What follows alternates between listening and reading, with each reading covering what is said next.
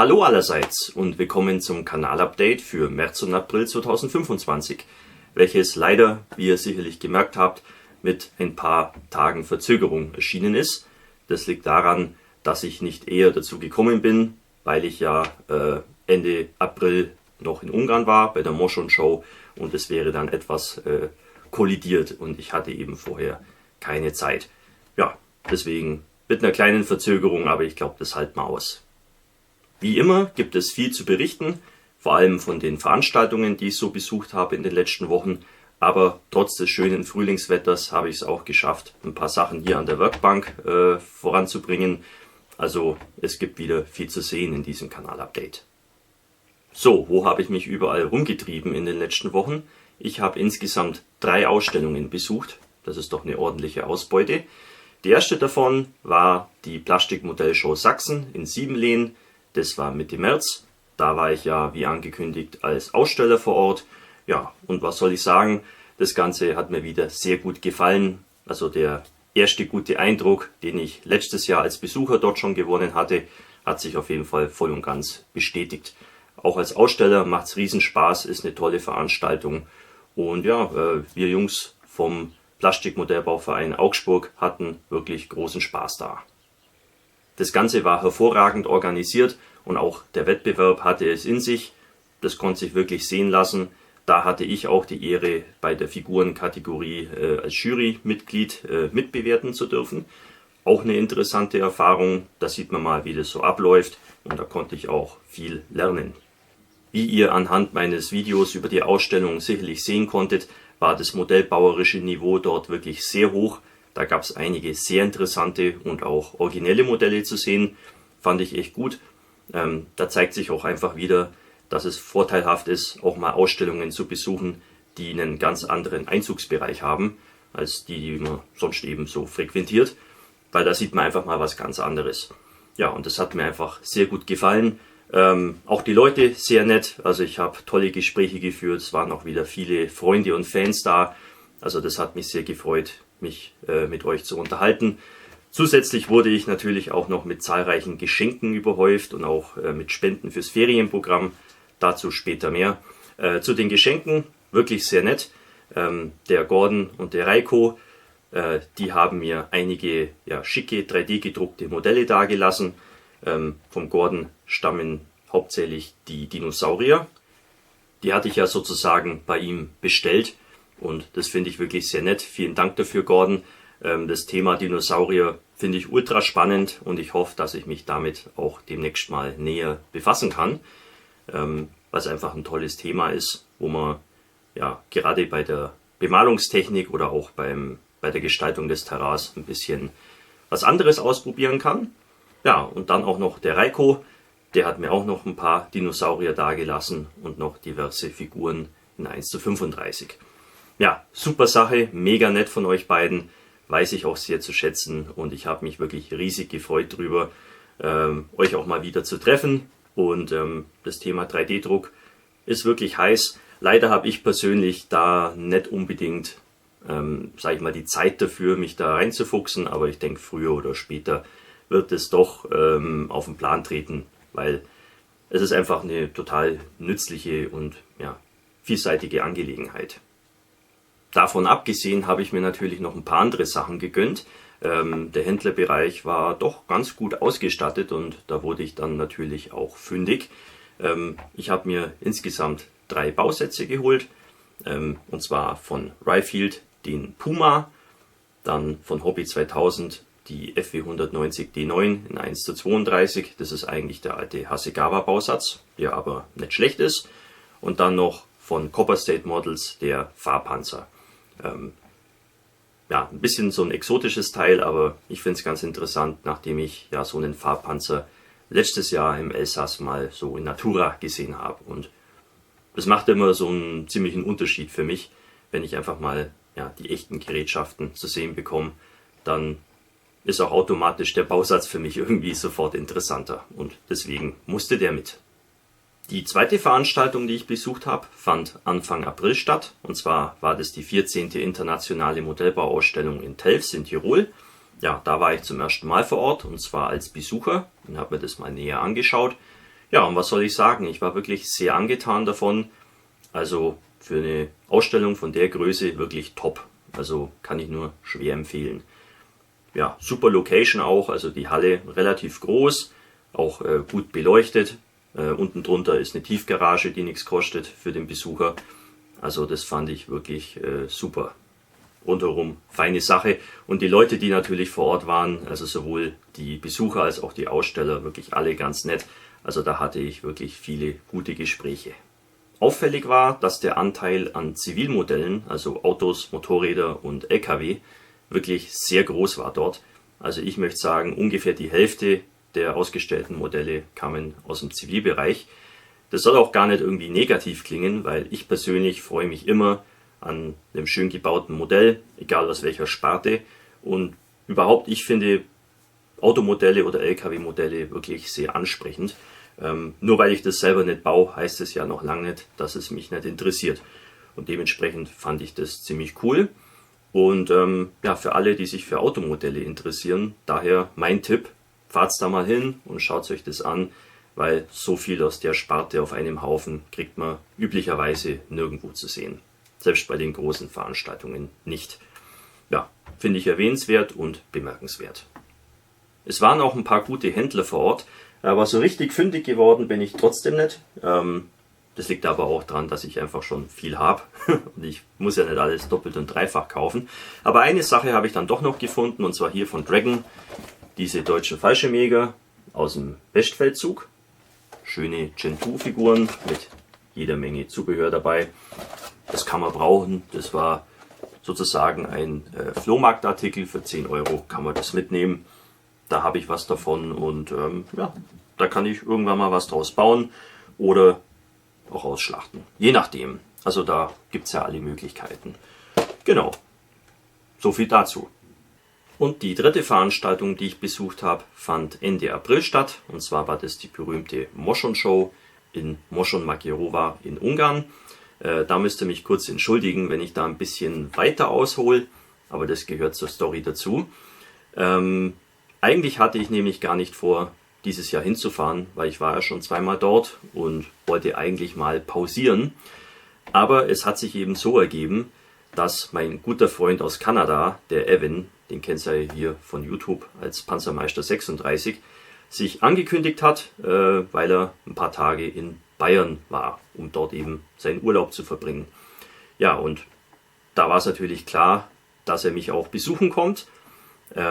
War wirklich super, wir haben ein bisschen Sightseeing unternommen und er hat auch ein bisschen hier in meiner Werkstatt und ja, in meinem Keller stöbern dürfen. War sehr lustig und interessant. Ja, und terminlich hat das natürlich dann auch genau gepasst mit der Moschon Show und dementsprechend haben wir dann alles so arrangiert, dass wir dann eben da auch noch hinfahren und uns das gemeinsam anschauen. Und das hat das Ganze eben sehr besonders gemacht und war wirklich eine tolle Erfahrung, mit ihm zusammen sozusagen die Moschon Show unsicher zu machen. Wir waren ja letztes Jahr schon zusammen in den USA bei den Nationals, war auch sehr cool, und jetzt wieder ein paar Monate später eben auf der Moschon Show. Und das kam wirklich gut, war einfach lustig, mit ihm Zeit zu verbringen und dann eben noch sozusagen als i-Tüpfelchen diese Hammerveranstaltung obendrauf.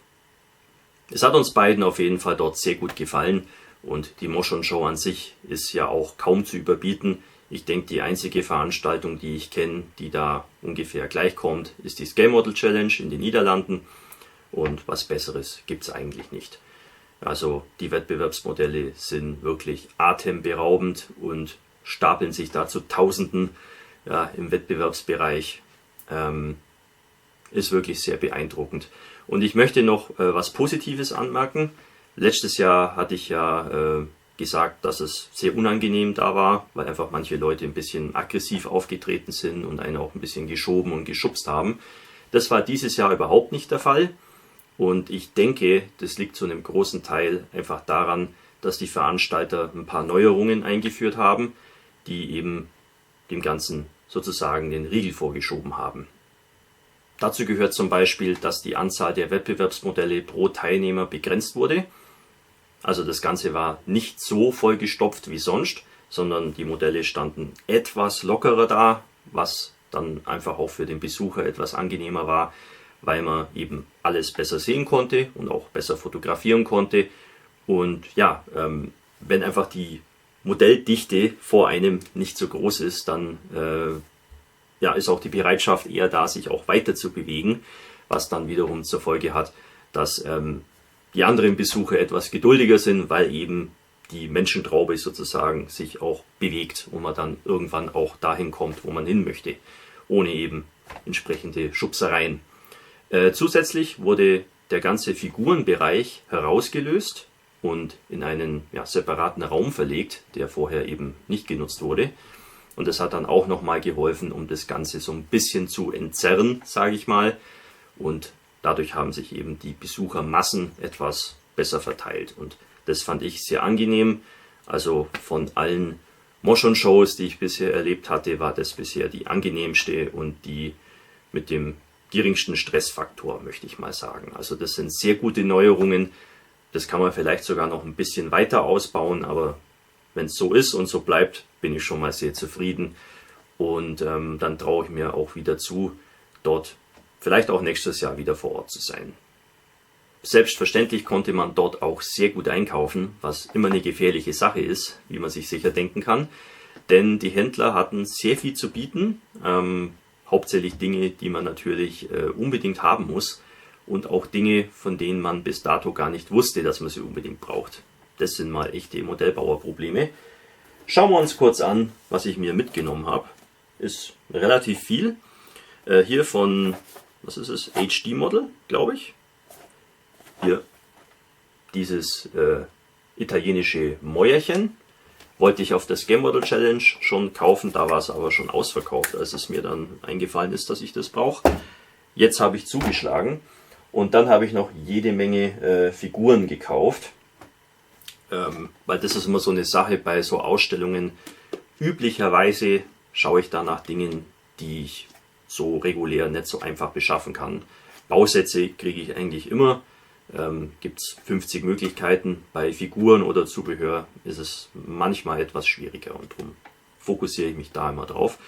Hier von Pegaso Models im Maßstab 75 mm, der Alexander der Große. Habe ich schon länger gesucht, hatten sie dazu einen Sonderpreis, weil es anscheinend ein Auslaufmodell ist. Dann hier von, wie heißt denn die Marke überhaupt? Postamentum Scale Models im Maßstab 1:48. Ein amerikanischer Mechaniker auf dem Flugzeugträger, der gerade eine Kippe raucht. Sehr nett. Dann von Tartar hier einen suevischen Krieger, 75 mm und im gleichen Maßstab hier ein Römer. Das ist, glaube ich, sogar eine Neuheit, die es sonst noch gar nicht gibt. Dann nochmal was Römisches, sozusagen, von Georgi Stamov, hier Romanes E und Domus, kennt ihr ja sicherlich aus Das Leben des Brian. Auch wieder Maßstab 75 mm, musste ich einfach haben, weil ich liebe Monty Python, ich liebe diesen Film. Ich habe selbst viele Jahre Lateinunterricht genossen und erduldet und dementsprechend ist diese Filmszene für mich sehr relevant und ja, musste einfach sein. Finde ich sehr originell, musste einfach mit. Da gab es keinen Weg drumherum. Dann hier ebenfalls von Tartar, so eine grantige Katze, Maßstab 1:35, kann man immer mal brauchen. Dann von Model Victoria, hier italienische Zuladung und ein Maschinengewehrdruck, beides 1:35, kann man auch immer brauchen, zumal ich auch die Leute sehr nett finde von Model Victoria, sind mir sehr sympathisch. Hier vom Plus Model, alliierte Zuladung, nachdem ich ja da auch das eine oder andere in Planung habe. Und zu guter Letzt noch von Trumpeter der T62 BDD. Den hatte ich auch schon länger auf der Liste, ist aber gar nicht so leicht zu kriegen und hier der Preis mit 25 € waren es, glaube ich. sehr attraktiv. Also ihr seht's, ich habe es krachen lassen. Das ist auch immer das Schöne bei so, sagen wir mal, großen Veranstaltungen, dass es da einfach entsprechend auch bei den Händlern die Auswahl gibt. Vor allem eben ja relativ seltene Figuren oder auch Zubehör, die man halt sonst nicht so leicht beschaffen kann. Und da werde ich dann immer ganz leicht schwach. Ja, so viel dazu. Das war der umfassende Rückblick auf die vergangenen Veranstaltungen. Schauen wir uns jetzt an, was so in den nächsten Wochen auf uns zukommt. Das wären insgesamt 2 Ausstellungen. Die erste wäre die 10. Modelle trifft Original in Leipheim im Fliegerhorst Museum. Das findet statt am 24. Mai. Ganz wichtig, der Termin wurde vorverlegt. Ursprünglich hieß es mal 31. Mai, jetzt 24. Mai. Nicht vergessen. Nicht, dass ihr vor verschlossenen Türen steht. Ja, das ist ein bisschen ärgerlich. Da gab es anscheinend irgendein Problem mit den Tischen. Aber ich sag's euch, 24. Mai, Samstag, nicht vergessen. Das ist eine kleine, aber feine lokale Ausstellung, auf der ich auch selber gerne ausstelle. Werde ich auch wieder da sein, zusammen mit meinen Freunden vom PMVA. Ja, alles wie gehabt, wird ein gemütlicher Tag. Kuchentheke ist wieder da, Grillgut ist da, ein paar Händler sind da und natürlich jede Menge schöne Modelle in einem sehr interessanten Ambiente innerhalb des Museums.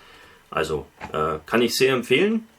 Kommt's vorbei und ja, dann können wir uns unterhalten. Ich freue mich drauf. Die zweite Veranstaltung wären die Modelltage Stammheim in Stammheim am Main am 28. und 29. Juni. Da werde ich wieder als Besucher vor Ort sein, wahrscheinlich am Samstag. Genau weiß ich es noch nicht, aber Samstag ist üblicherweise der bessere Tag für mich. Ja, das ist eine mittelgroße Veranstaltung, die sich wirklich lohnt, ist auch ein bisschen breit gefächert. Man hat RC, man hat Plastikmodellbau, also da kommen alle auf ihre Kosten und das Museum ist auch durchaus sehenswert. Also da finde ich, stimmt auch wieder die Kombination. Also ja, kommt's vorbei, schaut es euch an, das lohnt sich auch. Zumal da auch immer ziemlich gute Händler vor Ort sind, wo man auch ein paar schicke Sachen finden kann, die man üblicherweise so im Internet nicht kriegt. Also schaut's vorbei und falls wir uns über den Weg laufen sollten, sagt's Hallo, dann können wir auch ein bisschen ratschen natürlich. Gut, soviel zu den Terminen. Bevor wir jetzt dann gleich rüberschalten zur Werkbank, gehen wir noch kurz durch, welche Spenden fürs Ferienprogramm bei mir eingegangen sind. Das war wirklich einiges. Ein guter Schwung wurde mir auf der PMS Sachsen mitgegeben. Andere Sachen kamen auf dem Postweg bei mir an. Das ist wirklich gehörig und das möchte ich euch natürlich nicht vorenthalten. Leider kann ich nicht mehr genau zuordnen, wer was gespendet hat. Das lag vor allem daran, dass ich einfach den Überblick verloren habe, als ich dann bei der PMS Sachsen alles eingepackt habe, weil ich musste da ein bisschen umpacken, damit es dann alles im Auto auch Platz hat.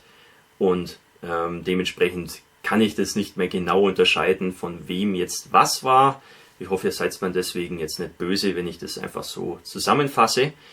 Aber so ist es eben. Da muss ich mir entweder überlegen, das genau festzuhalten in Zukunft oder falls es euch nicht stört, dann muss ich es eben so machen.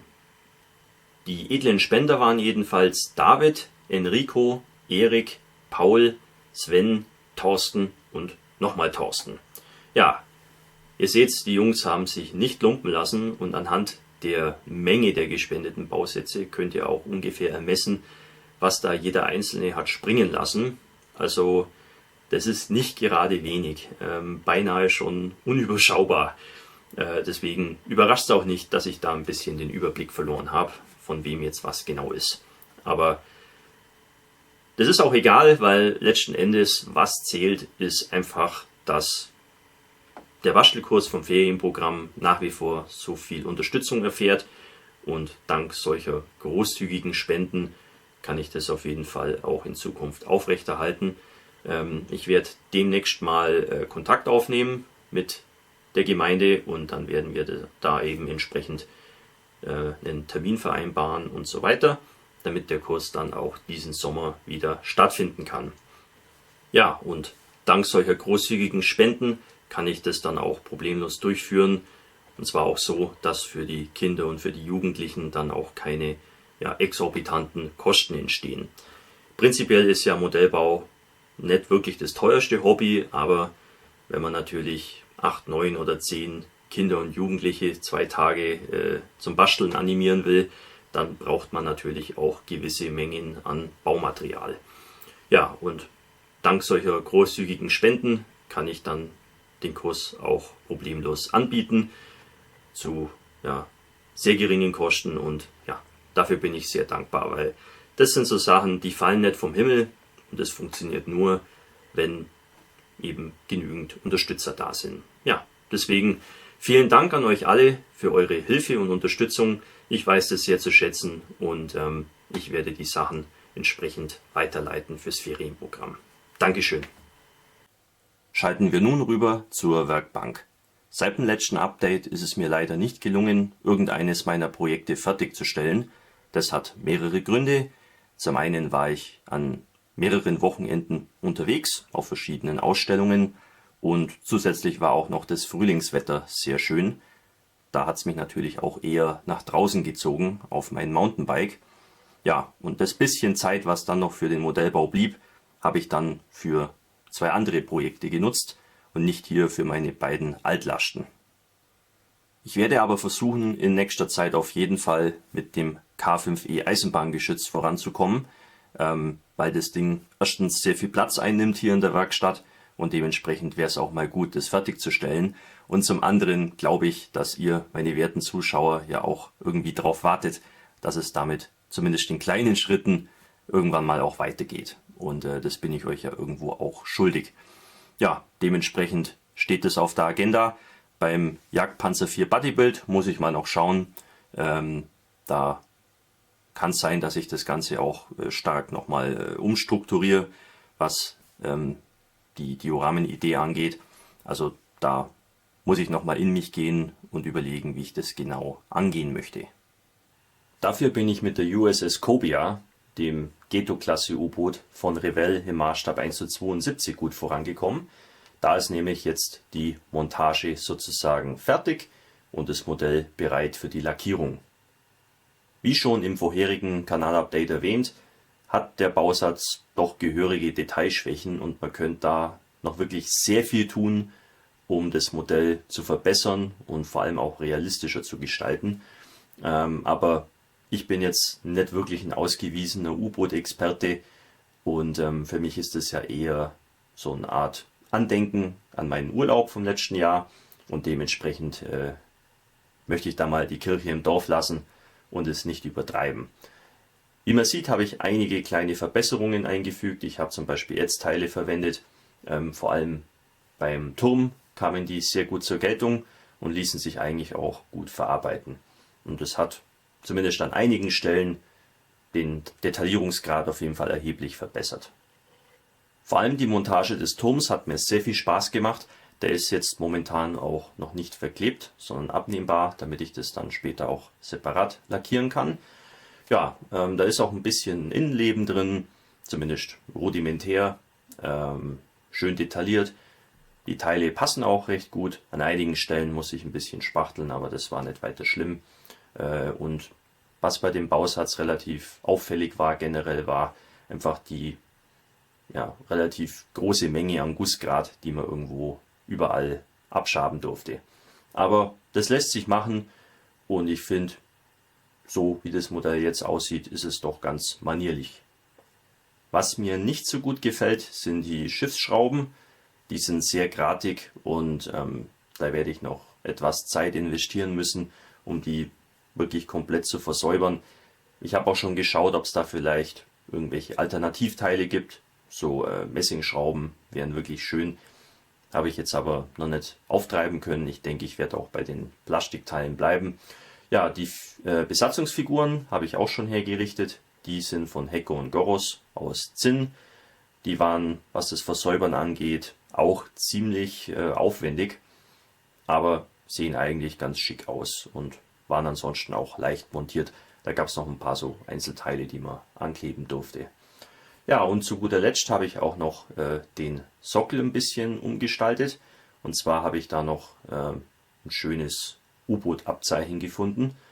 Bei eBay habe ich mir besorgt und habe das Ganze dann eben zusammen mit dem Cobia-Pin eben entsprechend arrangiert auf dem Sockel. Wie schon gesagt, als nächstes geht es an die Lackierung.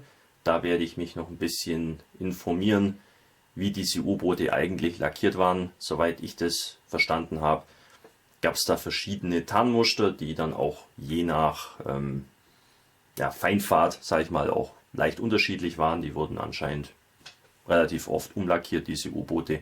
Wie jetzt die Cobia zu einer bestimmten Feinfahrt ausgesehen hat, das muss ich noch klären, damit ich das dann einigermaßen korrekt hinbekomme. Ja, im Zweifelsfall werde ich mich dann eher daran orientieren, wie das U-Boot heute aussieht, vom Anstrich her. Dann kann man zumindest sagen, das existiert heute so. Ob das dann im Zweiten Weltkrieg auch so aussah, ist wieder eine andere Frage. Aber ich bin eben kein Experte auf dem Gebiet und werde versuchen, das irgendwie so hinzubekommen, dass es zumindest mir am Ende gefällt. Zu guter Letzt habe ich noch ein neues Projekt angefangen. Das hatte ich ja im vorherigen Kanalupdate schon angedeutet gehabt. Und zwar habe ich mir hier von Svesda im Maßstab 1:35 den Buchanka vorgenommen. Hier dargestellt als Versorgungsfahrzeug der russischen Armee in der Ukraine. Den Bausatz habe ich mir erst vor kurzem zugelegt und das ganze Ding hat mich irgendwie neugierig gemacht. Meine Vorfreude und Neugierde wurde dann noch gesteigert durch diverse Vorbildfotos von diesen Fahrzeugen. Und da stach mir eben so ein umgebautes Zivilfahrzeug, was dann eben als Versorgungsfahrzeug genutzt wird, eben besonders ins Auge, weil das einfach so ein bisschen Mad Max-mäßig aussieht, total schrottig, dreckig und dann eben durch diese groben Umbauten wirkt es irgendwie sehr interessant. Also ich kann es nicht anders beschreiben und das hat mich irgendwie total interessiert und motiviert und dementsprechend wollte ich damit dann auch schon zeitnah beginnen. Ja, und wie man sehen kann, bin ich damit auch sehr gut schon vorangekommen. Das bisschen Freizeit, was ich so hatte, ist hauptsächlich da reingeflossen. Der Bausatz von Svesda ist relativ neu und qualitativ auch echt hochwertig. Also der passt sehr gut zusammen. Einige Bauschritte sind ein bisschen seltsam oder ungewohnt, sage ich mal. Da war ich ein bisschen skeptisch zwischendurch, aber im Großen und Ganzen kommt am Ende wirklich was Schönes und Brauchbares raus. Also da kann man nicht meckern. Ich habe zuerst mal die Karosserie von dem Bus zusammengebaut, so wie es eigentlich gedacht ist. Und als das dann beieinander war, habe ich dann angefangen, eben den hinteren Teil der Karosserie eben abzutrennen.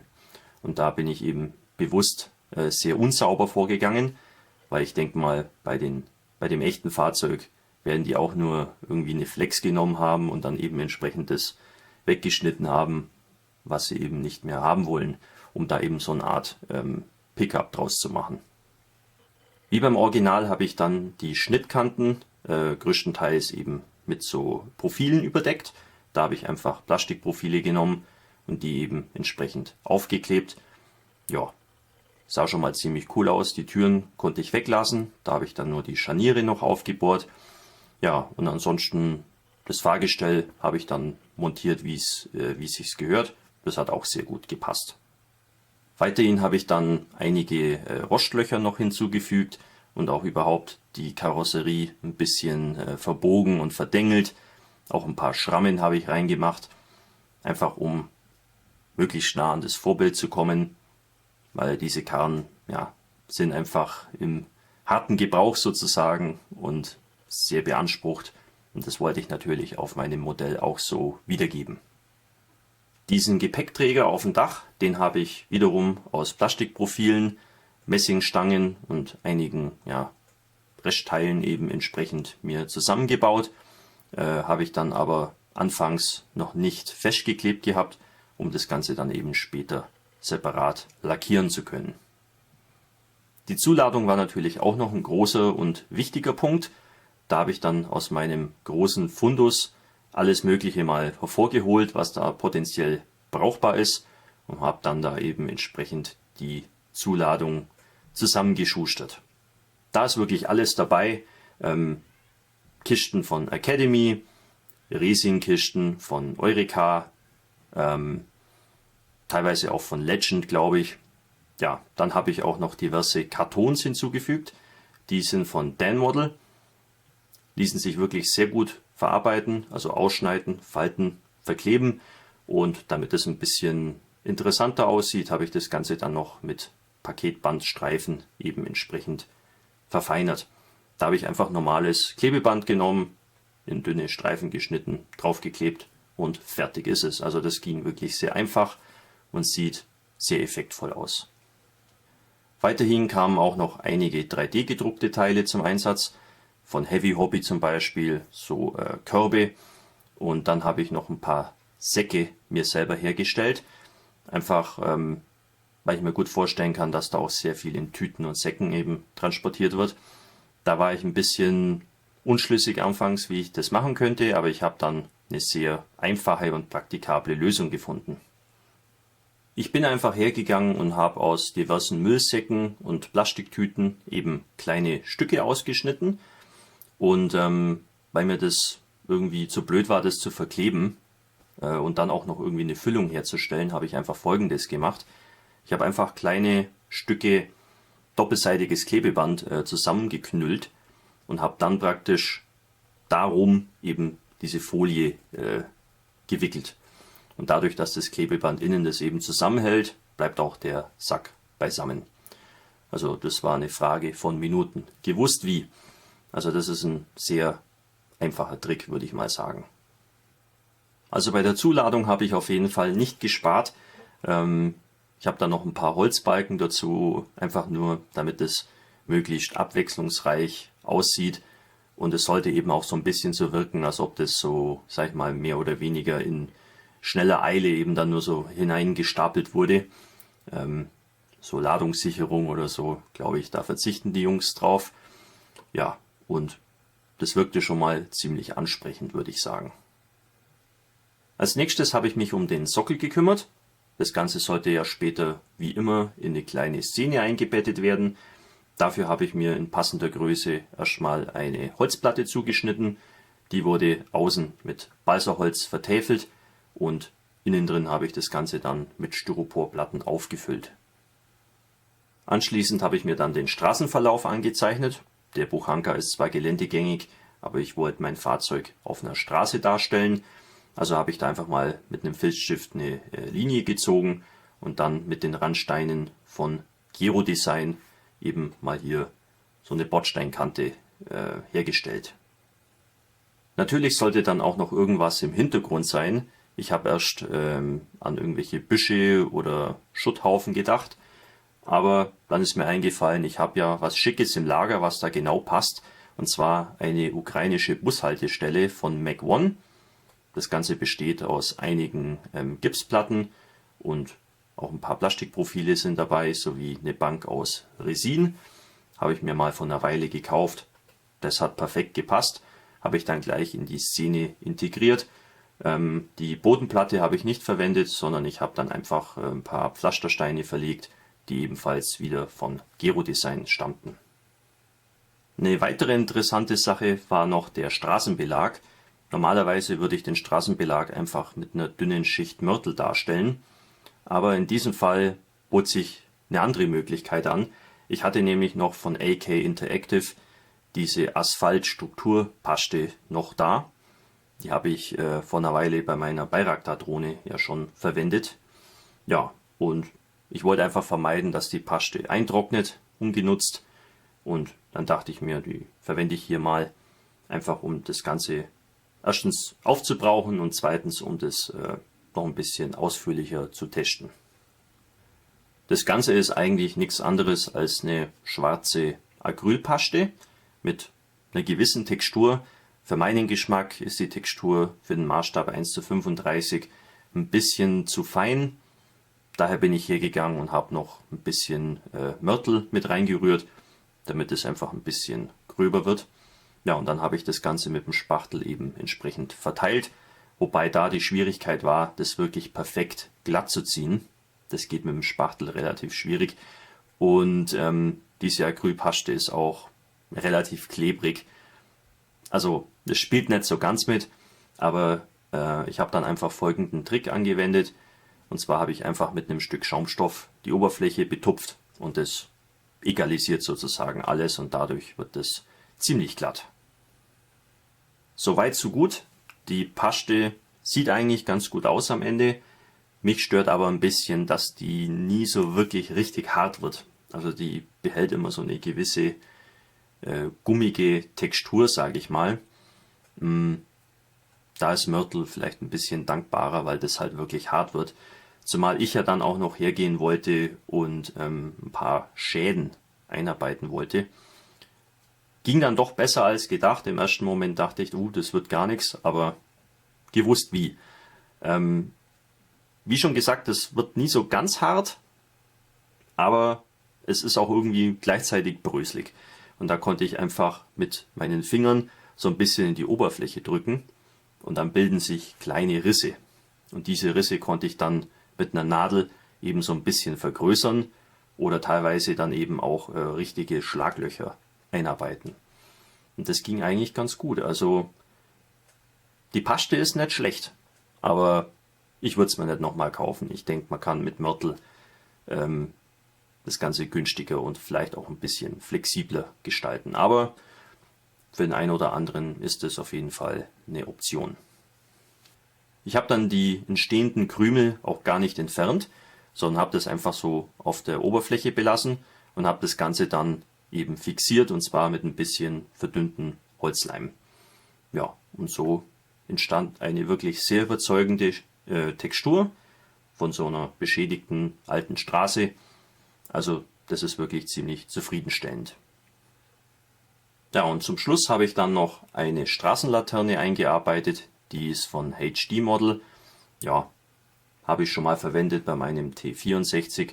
Da war aber das Problem, dass ein Teil von dem Mast eben nicht dabei war aus irgendeinem Grund. Habe ich mir dann eben selber hergestellt aus einer Messingstange und Spachtelmasse. Ging auch. Anschließend ging es mit der Lackierung des Buchanka weiter. Da bin ich zunächst mal so vorgegangen, wie das jeder Militärmodellbauer macht. Und zwar habe ich einfach alle Komponenten erstmal schwarz grundiert und danach habe ich eben alle Einzelteile nacheinander eben entsprechend lackiert. Eben die Felgen so mit so einer Alufarbe.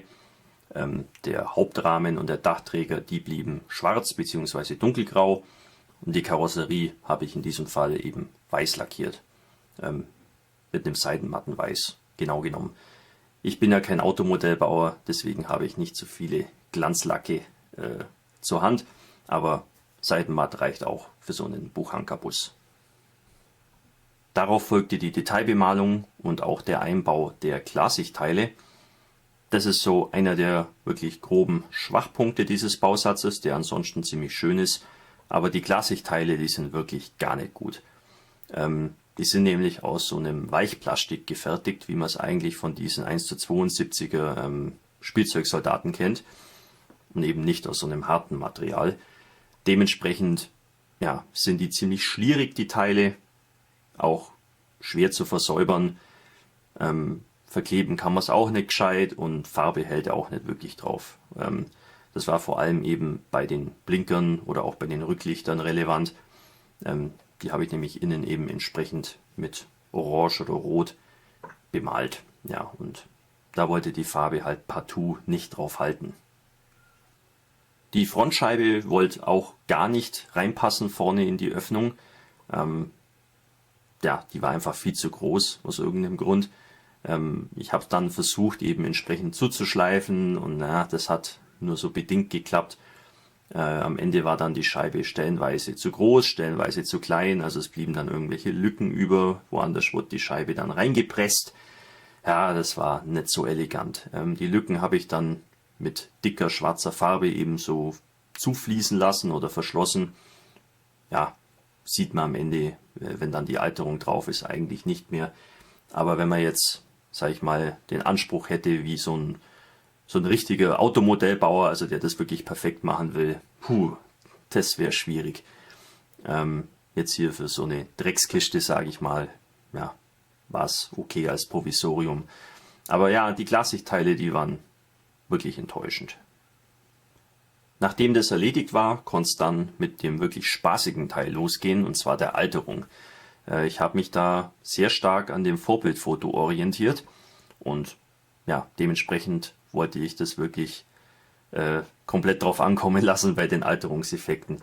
Also ich habe erstmal angefangen mit einem dezenten Ölfarbenwash, um einfach schon mal gewisse Details zu betonen.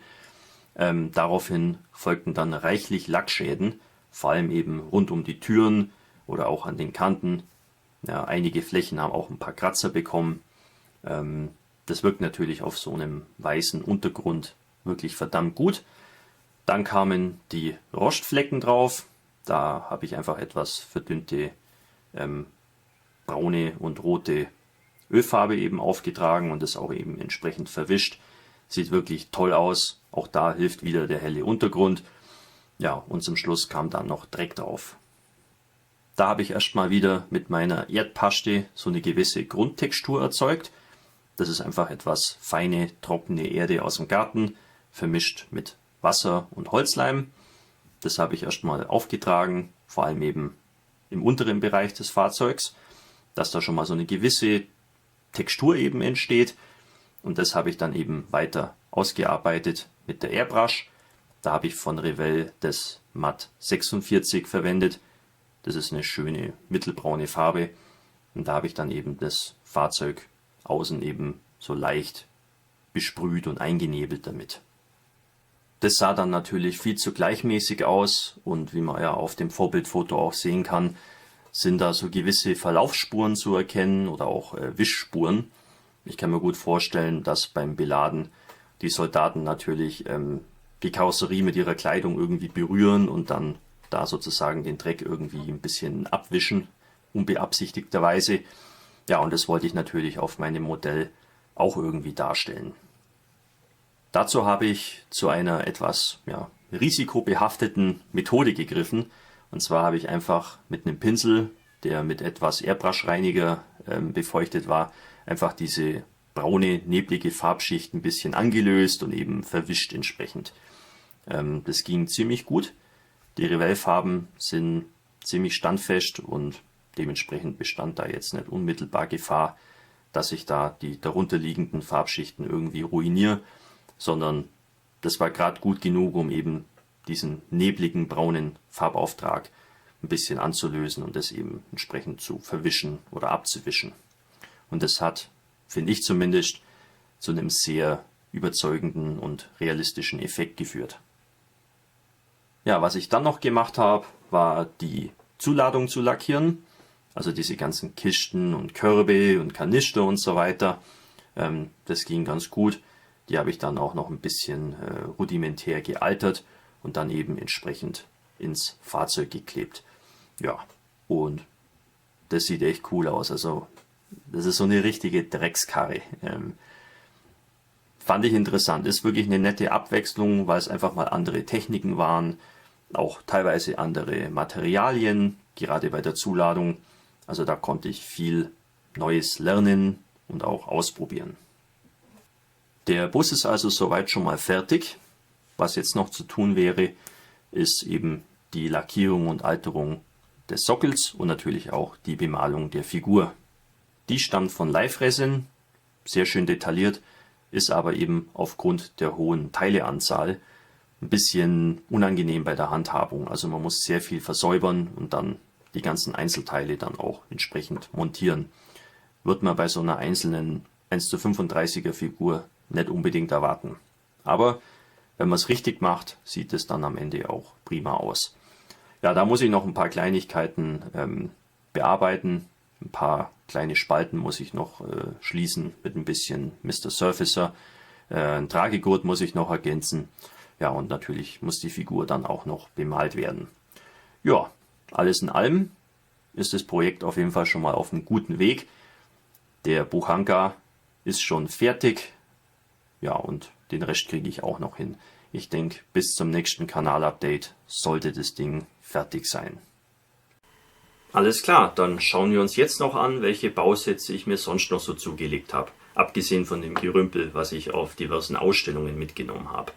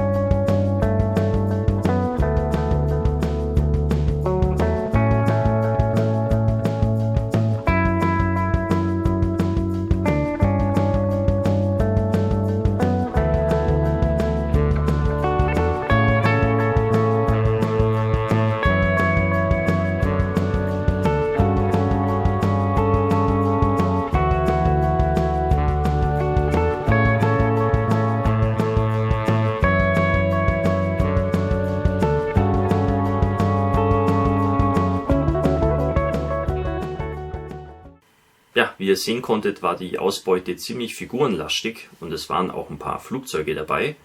Auch nicht ganz alltäglich, aber ich sag mal, wenn es um das Thema Pazifikkrieg geht, finde ich da vor allem Flugzeugmodelle ziemlich attraktiv.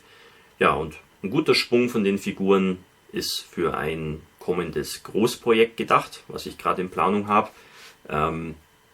Damit wird es aber noch nicht so bald losgehen, weil ich da noch ein paar andere Sachen brauche. Ja, aber so peu à peu kauft man eben die Sachen so zusammen, die einem da so vorschweben, damit ich dann eines Tages, man weiß es nicht, wieder so ein irres großes Projekt anfangen kann. Mit mehreren Fahrzeugen, ja, jeder Menge Figuren, vielleicht sogar ein Schiff dabei, also da ist dann schon was geboten. Arbeitstechnisch werde ich mich in den nächsten Wochen vornehmlich auf den Buchanka und auf die Cobia fokussieren, weil das einfach beides Projekte sind, die mich gerade sehr reizen und da mache ich ja auch gute Fortschritte damit. Darüber hinaus wird mich auch wieder eine Figur reizen, beziehungsweise auch so ein Dinosaurier wäre ganz nett. Mal schauen, wie ich das zeitlich unterbekomme. Und ja, nachdem jetzt auch der Panzerkampfwagen 2 Baubericht sozusagen abgeschlossen ist, werde ich auch wieder darüber nachdenken, was so als nächstes kommt für den Baubericht. Da gibt es mehrere Möglichkeiten, ich weiß aber auch noch nicht genau, in welche Richtung es gehen wird. Und auch wann ich damit anfange, ist natürlich noch so eine Sache. Ich sage mal so, ein Baubericht pro Jahr, das schaffe ich. 2 Bauberichte wäre so mein Ziel. Mal schauen, ob ich das dieses Jahr noch hinbekomme. Aber wenn ich das schaffen will, dann sollte ich damit dann auch demnächst mal anfangen. Aber da werde ich mir noch irgendwie Gedanken machen, was ich mir dann da aussuche, was dann auch zumindest meiner Vorstellung nach für euch entsprechend dann auch interessant ist. So, das wäre es auch schon wieder für dieses Kanal-Update. Ich hoffe, ihr fandet das Ganze interessant, hilfreich und vielleicht auch ein bisschen unterhaltsam. Ja, damit seid ihr wieder auf den neuesten Stand und wir sehen uns dann wieder zum nächsten Kanal-Update Ende Juni. Möglicherweise wird es auch wieder kollidieren mit der Ausstellung in Stammheim, sodass sich vielleicht das nächste Kanal-Update auch wieder ein bisschen verzögert. Mal schauen, aber es kommt bestimmt und bis dahin wünsche ich euch frohes Basteln, eine gute Zeit und wenn ihr es schafft, genießt auch ein bisschen den Frühling da draußen. Der ist nämlich auch wunderschön. Also, damit verabschiede ich mich und bis zum nächsten Video. Euer Hamilcar Barkas.